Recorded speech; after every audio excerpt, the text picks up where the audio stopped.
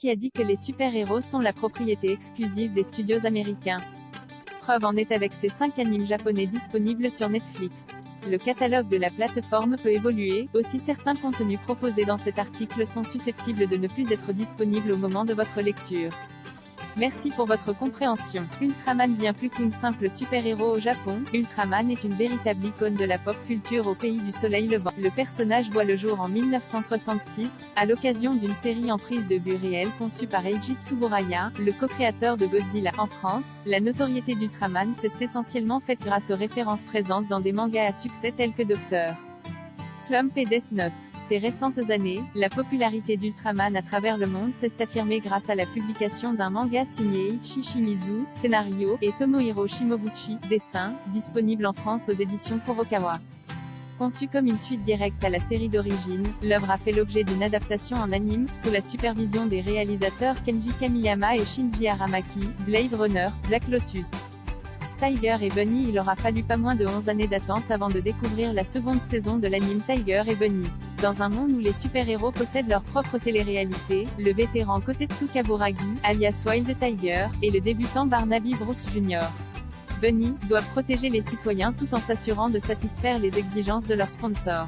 Pastiche des films de super-héros ainsi que de la société de consommation, Tiger et Bunny, produit par le célèbre studio Sunrise, Cowboy Bebop, a bénéficié d'un chara design du célèbre mangaka Masakazu Katsura, Zetman. Rappelons qu'outre les 2 saisons de la série, Netflix propose également les 2 films dérivés de la franchise, Tiger et Bunny, The Beginning, qui reprend l'intrigue des 2 premiers épisodes de la saison 1 avec des passages inédits, et Tiger et Bunny, The Rising suivant, quant à lui, une histoire totalement originale. Wolverine en 2010, un cycle de 4 séries intitulé Marvel Anime a permis au studio d'animation japonais Madhouse, Hunter x Hunter, de revisiter le mythe de personnages emblématiques de l'univers Marvel, les X-Men, Iron Man, Blade, ou encore Wolverine.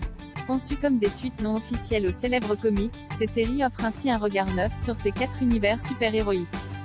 Revisiter le personnage de Wolverine sous la forme d'anime tenait lieu d'évidence, puisque l'histoire du mutant griffu est intimement liée à celle du Japon.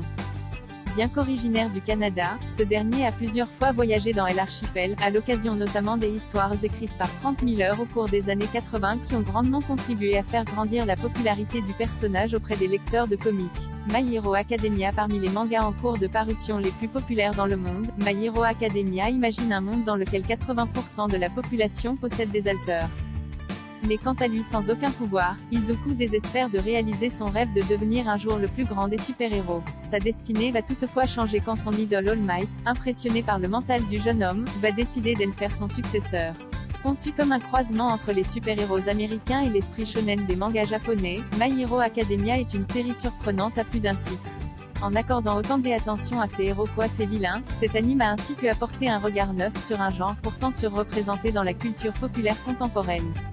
Gagnant en noirceur et en profondeur au fur et à mesure du récit, MH apprend peu à peu les traits d'une série plus adulte, au point de ne plus convenir au jeune public auquel elle semblait pourtant s'adresser à ses débuts. Les Chevaliers du Zodiaque, Saint Seiya. Si l'on se basait sur le manga Saint Seiya, ou sur son adaptation animée Les Chevaliers du Zodiaque, il serait évident que ni l'une ni l'autre ne figurerait dans cet article consacré aux séries d'animation japonaises de super-héros. Pour rappel, l'œuvre du légendaire mangaka Masami Kurumada suit les aventures de chevaliers de bronze, prêts à tout pour défendre la déesse Athéna des forces du mal. En juillet 2019, un reboot produit par Netflix a vu le jour, sous le titre de Saint Seiya, Les Chevaliers du Zodiaque.